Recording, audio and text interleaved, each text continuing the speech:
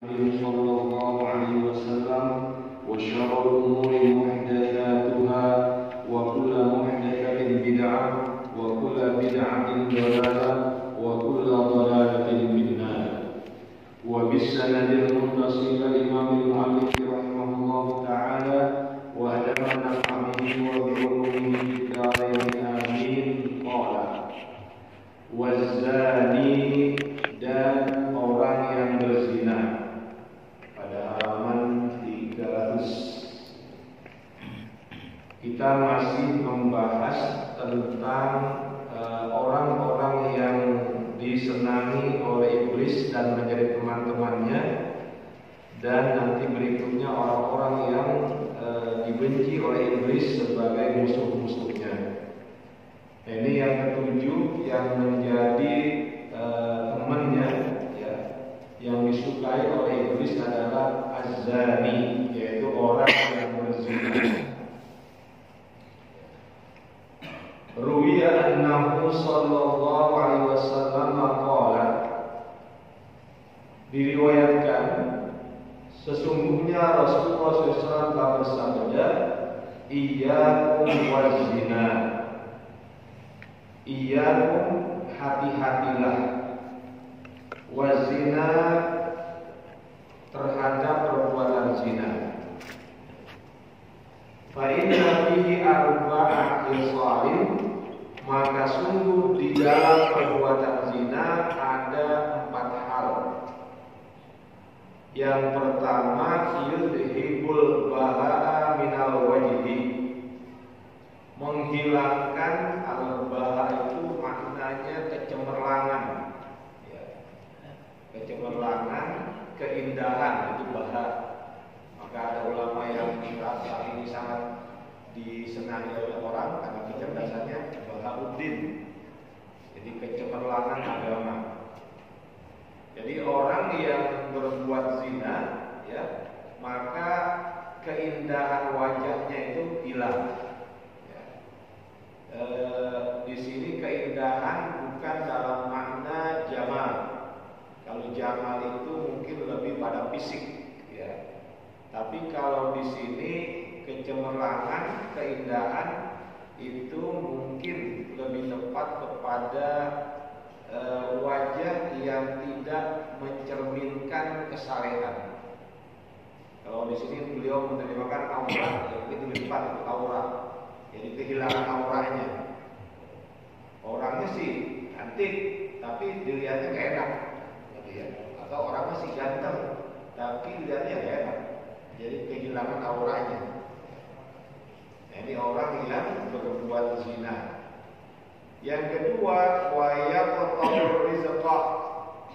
Itu zina menyebabkan, ya, memutus rezeki. Rezeki ini bukan hanya harta, ya, tapi rezeki itu terlalu banyak.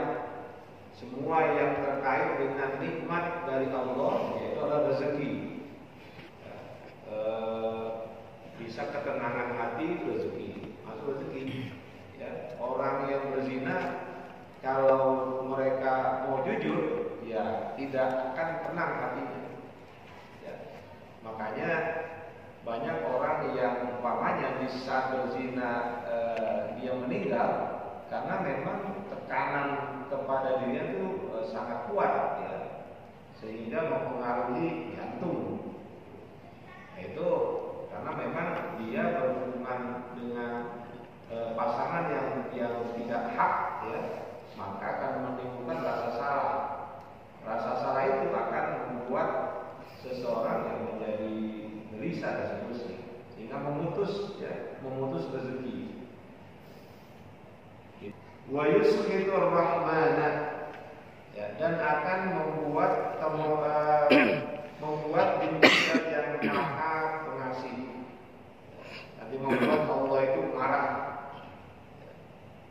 Kemudian wastaujibul khuluda finnari, dan mewajibkan pelakunya kekal di dalam api neraka. Nah, ini tentunya kalau dia tidak bertobat. Sampai dia meninggal, dia masih termasuk min ahli zina. orang yang masih berbuat zina. Ya, tapi kalau dia bertaubat dengan taubatan nasuha, ini insya Allah ya, bila Allah menghendaki ya diampuni, kalau enggak ya enggak gitu. Ya. Kan yang sama sekali putus ampunan adalah orang yang syirik. Jadi orang yang musyrik sampai dia meninggal, nah itu dosa-dosanya tidak akan diampuni ya. Tapi bagi pelaku dosa selain syirik, ini boleh jadi ada dua kemungkinan. Allah mengampuni dosanya ya, atau Allah mengazabnya. Ini semua adalah hak prerogatif Allah Subhanahu wa taala. Kemudian yang ke-8, wa akilur riba, yang menjadi temannya setan adalah orang yang memakan riba. Ya. Nah, ini agak berat memang ya kalau tentang riba ini ya. Sampai nanti Al-Qur'an menjelaskannya dengan gambaran, nanti ada juga di sini seperti orang yang gila nanti. Itu dalam satu ayat Al-Qur'an Allah menggambarkan nanti orang yang makan riba itu di akhirat jalannya agak susah gitu.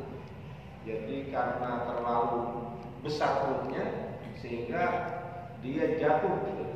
Setiap kali jalan jatuh. Ini ada angka seperti itu. Bahkan ada dalam satu kitab di sana terkait dengan riba, ya, Allah itu nanti akan menyiksanya di dalam satu wadah. Dalam satu wadah, ketika yang disiksa itu bertanya, kenapa saya disiksa seperti direbus gitu, ya? Kenapa disiksa seperti ini? Apa jawaban Allah? Oh, saya tidak membakar kamu, nggak merebus kamu. Yang saya rebus itu wadahnya, ya. Yang saya rebus wadahnya. Kenapa begitu?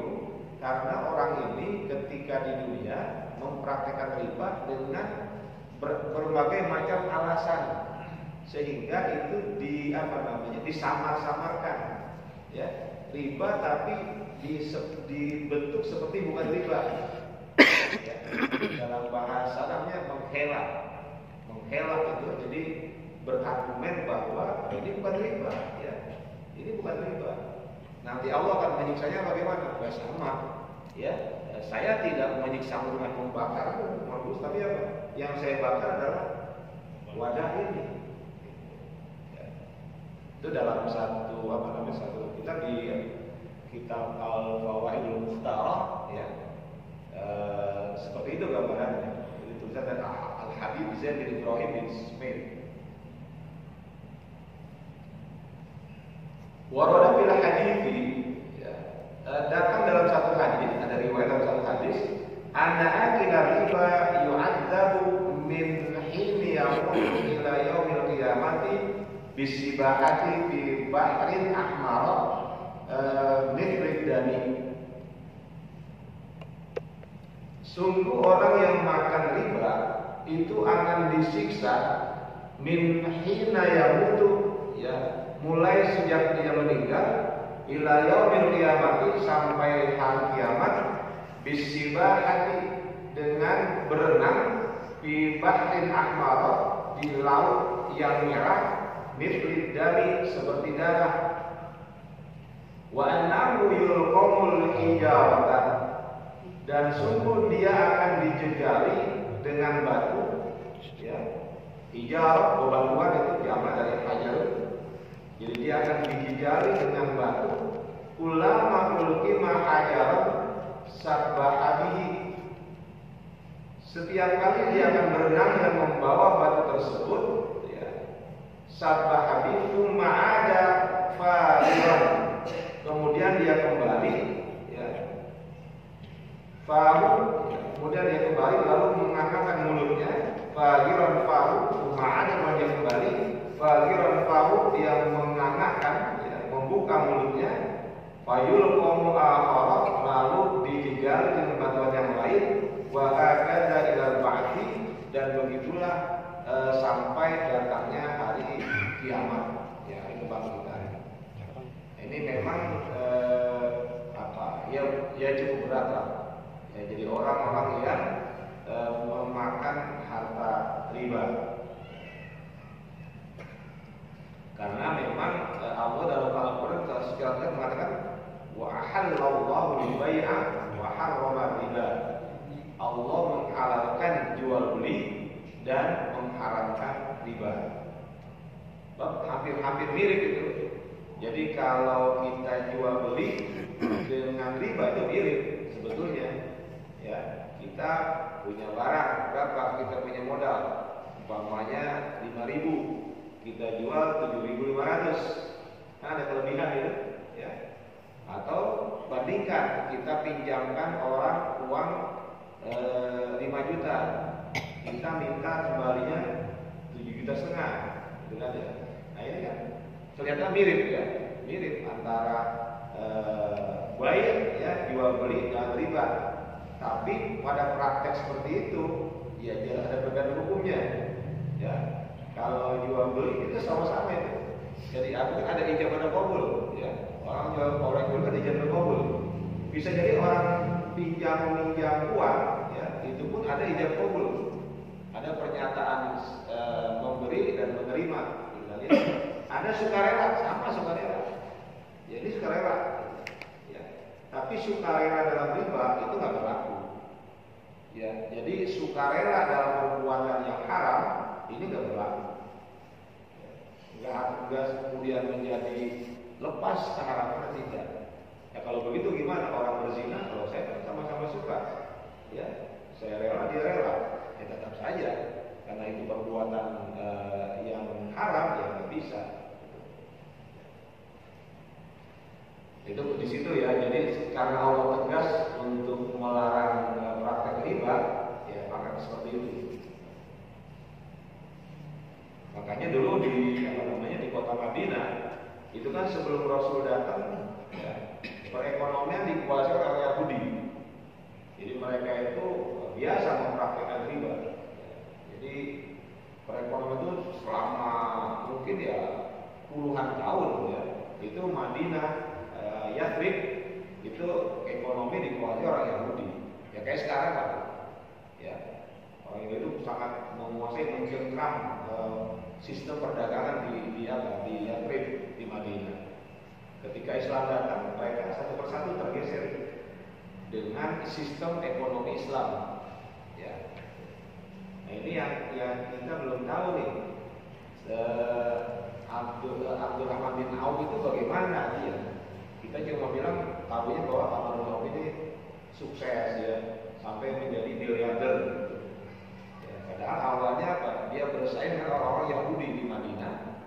Ya, ketika dia datang ke Madinah, ditawarkan untuk sebagian harta orang Madinah, dia tidak mau, dia hanya minta di mana pasar.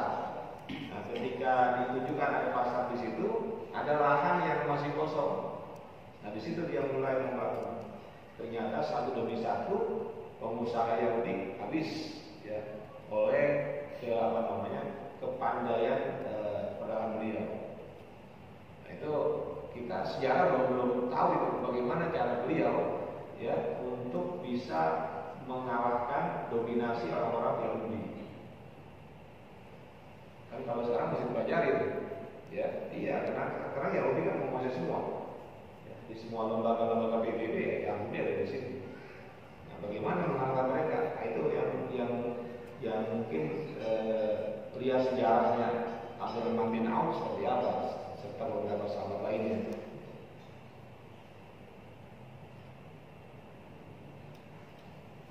Wa qala Qatadah mengatakan ya, inna akila riba, sungguh orang yang makan riba yub'atsu yaumal qiyamati majnunan, nanti akan dibangkitkan di hari kiamat dalam keadaan gila ya, dalam keadaan gila. Ini yang dalam Al-Quran gitu.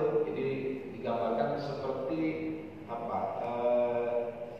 Karena di habis itu. Nah sekarang masalahnya riba kan masih dalam perdebatan ya. Artinya ada pada bagian-bagian tertentu itu diperdebatkan. Ya, sampai sekarang begitu. Artinya ini bank itu praktiknya riba atau bukan, gitu ya. Makanya kalau saya membaca buku-bukunya Syekh Ali Al-Jumu'ah, gitu ya. Yang di kitabnya Al-Kalimut Thayyib itu beliau memang sangat menganjurkan ya sebaiknya untuk beralih ke perbankan syariah, gitu ya. Itu Al-Jumu'ah yang sampai saat ini masih dihormati sebagai ulama yang paling dihormati di Mesir, Syekh Ali Al-Jumu'ah.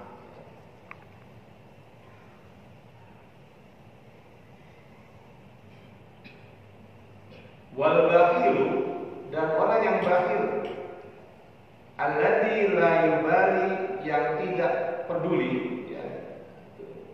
Min aina yajma'ul mala, dari mana dia itu mengumpulkan harta. Orang bakhil itu ya begitu. Yang penting ya dia punya kekayaan yang banyak, dari manapun arahnya, nah itu dia nggak peduli. Ini orang bakhil nanti ya. Orang bakhil ini nanti pada hari kiamat disiksa sebagai orang yang kaya. Ya. Artinya begini maksud saya, dia ini hidup di dunia seperti orang miskin, karena semuanya sebuah perhitungan, ya. Jadi kehidupannya di dunia itu ya kayak orang miskin. Ini apa? Dibatasi, bahkan buat diri sendiri dibatasi, untuk keluarganya pun dibatasi, ya. Tapi nanti di akhirat dia akan dihisab ya sebagai orang kaya. Makanya dalam satu hadis Nabi mengatakan as-saqiyyu qaribun minallah, ya. Orang yang kaya itu dekat kepada Allah. Kemudian wa qaribun minan nas, dekat kepada manusia. Wa qaribun minal jannah, dekat kepada surga. Wa ba'idun minan nar, jauh dari api neraka. Al-bakhil, orang yang bakhil ya, ba'idun min Allah, ya, jauh dari Allah. Ba'idun minan nas, jauh dari manusia. Ba'idun minal jannah, jauh dari surga. Namanya qaribun minan nar, dekat ke api neraka. Ini gambar orang yang bakhil. Qala Rasulullah SAW, maka nifamalun min barin wala bahrin illa biman'iz zakati. Tidaklah hancur, ya, tidaklah rusak malun, satu kekayaan, di barin, di daratan, wala bahrin, dan juga di lautan, illa biman'iz zakati, kecuali ya dengan menahan zakat. Artinya apa? Enggak mau bayar zakat. Jadi kata Nabi, yang menghancurkan kekayaan adalah ketika zakat tidak dibayarkan. Kenapa itu dapat menghancurkan harta seseorang yang wajib bayar zakat? Karena di dalam hartanya ada hak milik orang lain. Ya. Jadi wa fi amwalihim haqqul lis-sa'ili wal mahrum. Begitu. Di dalam harta mereka, orang-orang yang kaya, itu ada hak orang-orang yang meminta dan orang-orang yang tidak meminta padahal butuh. Nah ini berkali-kali kita bahas masalah ini ya, karena memang pada kenyataannya ketika sudah pada persoalan zakat, orang itu ya kebanyakan tidak mau membayar, walaupun cuma 2,5%. Gitu. Ya, apalagi pedagang gitu. Kalau menghitung barang udah pasti males. Ya, kenapa? Karena memang itu kan semuanya bentuk modal. Ya, jadi ketika dia mulai berdagang, makanya taruhlah dagang kelontong yang memang ragamnya banyak, gitu ya. Nanti dihitung perputarannya, kalau dia mulai pada bulan Syawal, makanya ya, dia mulai pada bulan Syawal, terus sampai 1 tahun sudah sampai haulnya, kan mesti dihitung zakatnya. Nanti di bulan Ramadan mesti hitung zakatnya itu. Ya. Bagaimana hitungnya? Ya semua barang dihitung. Yang masih dalam stok itu dihitung semua. Karena walaupun barang itu belum setahun umurnya, tapi itu kan uang putaran, maka semua dihitung. Jadi kalau umpamanya bapak jualan sabun, jualan macam-macam tuh, itu semua dihitung. Ya, berapa semuanya dijumlahkan plus dengan harta yang kita punya, uang cash. Uang cash yang ada pada kita itu walaupun ada di bank, itu dihitung semuanya, dijumlahkan semua, dikalikan 2,5%. Ya, nah itu jarang yang apa? Jarang yang ngitung itu. Main tebak-tebak aja nggak sah. Ya, udah saya perkirakan harta saya sekian, maka saya zakatkan sekian. Itu nggak sah zakatnya. Ya. Saya dulu ketika dagang di Boyolali itu, ya, itu kan dagang perlengkapan pramuka itu. Jadi yang namanya emblik-emblik kecil, yang kecil dihitung semua itu. Ya. Yang butuh kadang waktu seminggu baru rapi untuk menghitung semuanya, nah dijumlahkan, ditambah dengan uang yang ada pada kita, nah itu kali 5%. Ya. Ini termasuk yang apa namanya yang bikin orang itu males. Ya. Apalagi yang perusahaan besar, kalau baru 50 juta, 100 juta, 2,5% itu masih kecil. Tapi kalau orang udah punya harta, umpamanya sampai 10 miliar, kalau udah 2,5% kelihatan gedenya. Mulai muncul ini kan saya, ya masa dikeluarkan gitu. Itu padahal itu adalah milik hak orang lain, bukan punya dia. Ketika dia tidak keluarkan zakat karena ada percampuran harta halal dengan harta haram, maka semuanya menjadi haram. Semua jadi haram. Gara-gara 2,5%. Membuat yang 97,5% itu jadi haram semuanya. Ya. Yang mau dibilang berat, ya berat ya. Gitu. Makanya orang apa? Ketika Sayyidina Abu Bakar itu menjadi khalifah, yang pertama dia perangi adalah orang yang tidak membayar zakat. Ya. Itu yang pertama kali. Kan ada dua. Satu nabi palsu, yang kedua orang yang menolak zakat. Apa alasan menolak zakat? Mereka berdalil begini. Dalam ayat Al-Quran berkata apa? Min amwalihim shadaqatan tutahhiruhum wa tuzakkihim biha, ya. Wa sholli 'alaihim inna sholataka sakanun lahum. Jadi apa? Khuz, ambillah. Khuz min amwalihim, ambillah dari harta orang-orang kaya, dari harta mereka, shadaqatan, zakat. Tutahhiruhum wa tuzakkihim, dengan zakat tersebut mereka disucikan dan dibersihkan. Ya. Kemudian apa? Disuruh doakan. Inna sholataka sakanun lahum. Nah ini kata mereka. Inna sholataka sakanun lahum. Mereka berpendapat ayat ini kan turun kepada Nabi Muhammad yang nyuruh ngambil. Ya. Kemudian sholataka mereka maknai doa Muhammad. Inna sholataka, sungguh doamu wahai Muhammad, sakanun lahum, itu membuat nyaman hati mereka. Maka mereka berdalih, Nabi sudah meninggal, doa anda itu nggak sama dengan Nabi. Jadi mereka berkata gitu. Alasan pakai ayat, ya. Alasannya benar pakai ayat. Inna sholataka sakanun lahum, sungguh doamu wahai Muhammad sakanun lahum, menenangkan mereka. Maka mereka berdalih apa? Kami nggak mau bayar zakat. Kenapa? Nabi sudah meninggal, ya. Nabi sudah meninggal. Dia Allah katakan doa Nabi yang menenangkan. Berarti anda itu bukan Nabi, ya, nggak bisa. Nah, itu kan benar kan? Itulah orang yang pintar itu kan begitu, mempermainkan ayat, ya. Gitu. Nggak mau bayar zakat. Ada aja alasannya. Ya. Kalau zakat fitrah, ya zakat itu bayar semua. Ini cuma 3,5 liter. Ya, 3,5 liter dikalikan berapa? 20.000. Baru berapa ribu? 70.000 kan? Ini nggak ada seberapa. setahun sekali zakat badan. Itu. Tapi kalau udah mulai zakat mal, orang sudah nggak peduli. Gitu.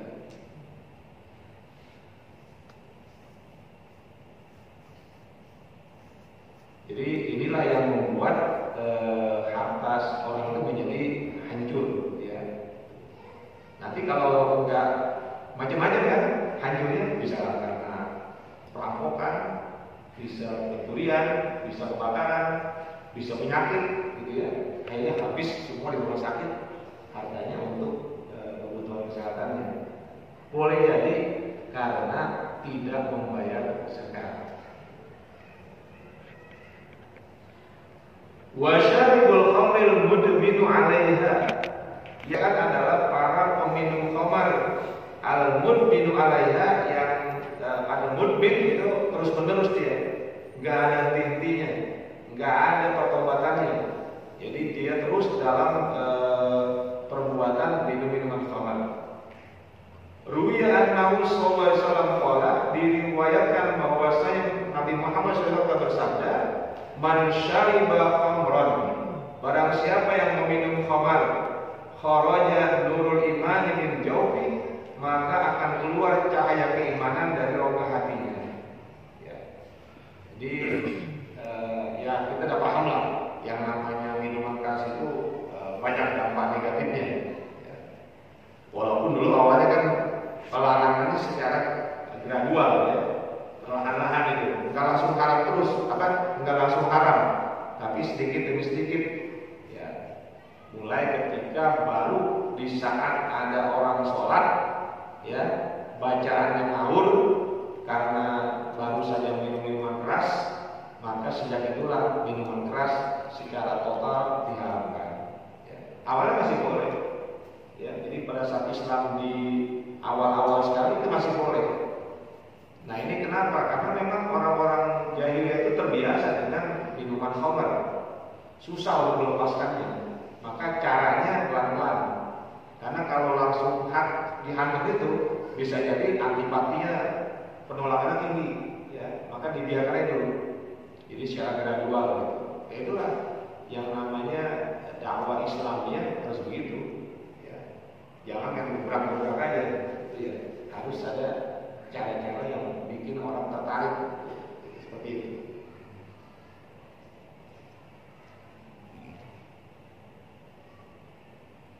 Tsumma qala Nabi sallallahu alaihi wasallam li Iblis, kemudian Nabi bertanya kepada Iblis, "Pakam a'da'uka min ummati?"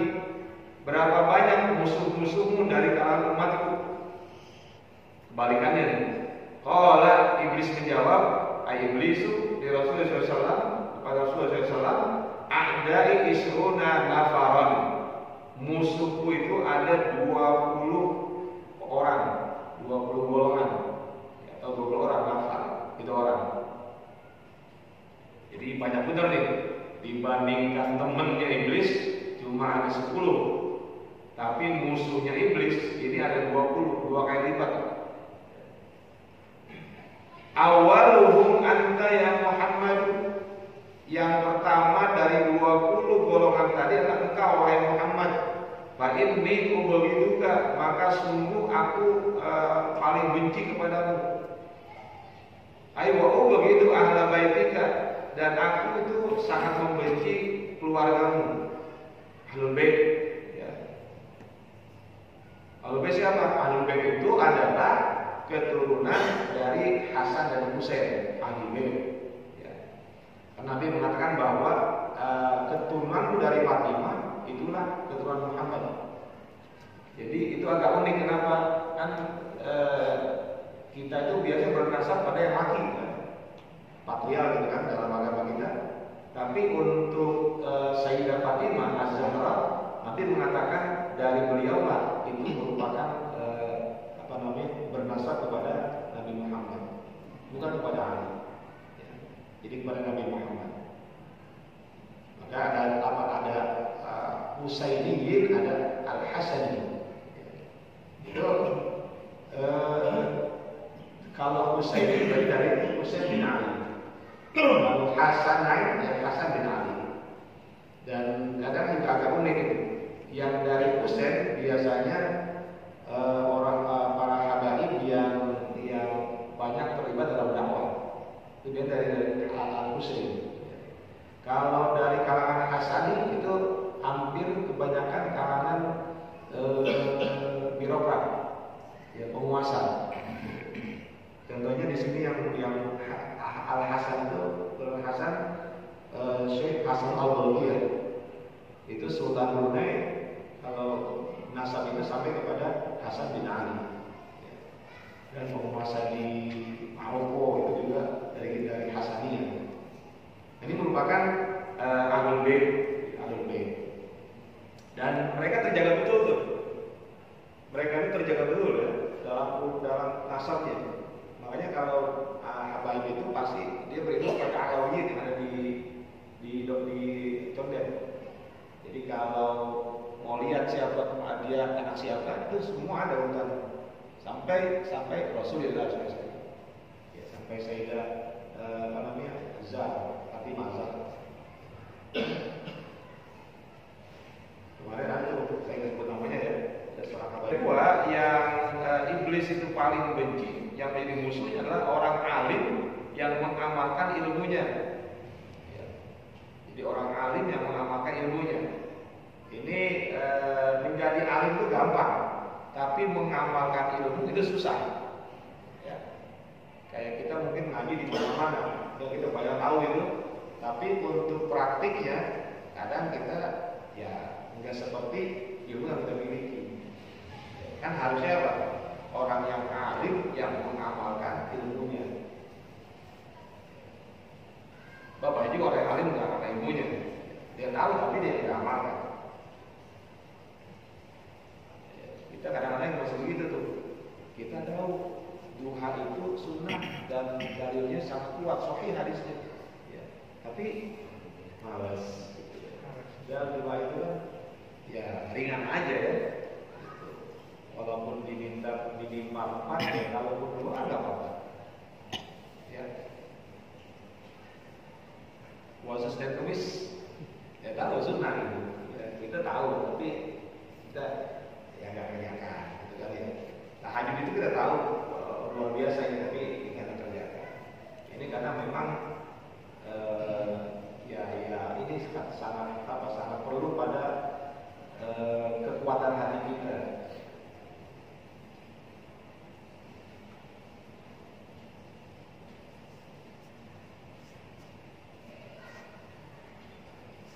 Di sana ada di sana penyataan bahwa orang yang alim yang tidak mengamalkan ilmunya itu kan mu'adzamun min qabli ubadil badan, akan diadab sebelum diadabnya para penyembah berhala. Itu di Zubat ya, di Zubat Ibu Rizwan mengatakan begitu. Jadi mu'adzamun min qabli ubadil badan, itu akan diadab sebelum orang-orang yang menyembah berhala diadab. Kenapa? Karena punya ilmu tapi tidak diamalin. Alhamdulillah ya. Aywasairu abrari, yaitu semua orang yang berbakti kepada Allah Subhanahu wa taala itu menjadi musuhnya setan. Wa hamilul Qur'ani, dan orang yang menyandarkan Quran, ayat hafizu kata Syekh Nawawi, maksudnya orang yang menjaga hafalan Al-Quran. Idza amila bima fihi, dengan catatan apabila dia mengamalkan apa yang ada dalam Al-Quran. Jadi orang hafiz ya, bukan hal bagus ya, bagus saja hafiz bagus, tapi tuntutan berikutnya adalah mengamalkan. Jadi bukan hanya menghafal, menjaga Al-Quran, tapi juga mengamalkan apa yang ada dalam Al-Quran. Ini termasuk orang yang dibenci oleh iblis. Ya, kenapa ini penting? Karena yang membunuh Sayyidina Ali itu hafal Quran. Kalangan Khawarij, ya, orang Khawarij itu seorang alim, ya, alim yang hafal Quran, ya, tapi karena pemahamannya tidak maka ya menjadi ahli neraka. Bayangkan penghafal Quran menjadi ahli neraka. Kenapa? Ya nggak mengamalkan. Dan lebih parah adalah yang membunuh Sayyidina Ali karena masalah fanatisme politik aja. Ya sampai begitu tuh. Jadi akibat perang sipil kan ada dua kelompok nanti yang lahir. Satu Khawarij, yang kedua Syiah. Ya kan? Awalnya politik, kemudian akhirnya jadi paham agama. Awalnya paham politik itu. Jadi Syiah mereka katakan pendukung Ali karena ada Syiah kan pendukung. Ya, Syiah, jadi Syiah itu Ali. Mereka itu beranggapan pendukungnya Ali. Yang satu Khawarij, orang yang menentang Sayyidina Ali sekaligus Muawiyah bin Abi Sufyan. Sehingga dua dia jadi target itu. Ya, Sayyidina Ali target pembunuhan, Muawiyah bin Abi Sufyan target pembunuhan. Tapi karena Muawiyah ada di Suriah, di Syam, dan dia sudah meniru model pengamanan orang-orang yang Romawi, maka nggak bisa terbunuh dia. Karena kalau mau menemukan Muawiyah itu harus berapa pintu? Ya, karena dia dipakai sistem Romawi dalam pemerintahannya. Ya, walaupun di gubernur, tapi Khalifah Ali bin Abi Thalib dia menjadi khalifah yang merakyat saja. Siapapun boleh masuk menghadap. Nah, itu gampang sekali oleh orang ini cuma dibunuh Sayyidina Ali. Dan Hamilul Quran ini, ya, mereka disebut Ahlullah, keluarganya Allah. Jadi orang yang konsisten dengan hafalan dan penghafal Al-Quran, ini Nabi menyebut sebagai Ahlullah. Itu keluarganya Allah Subhanahu wa Ta'ala.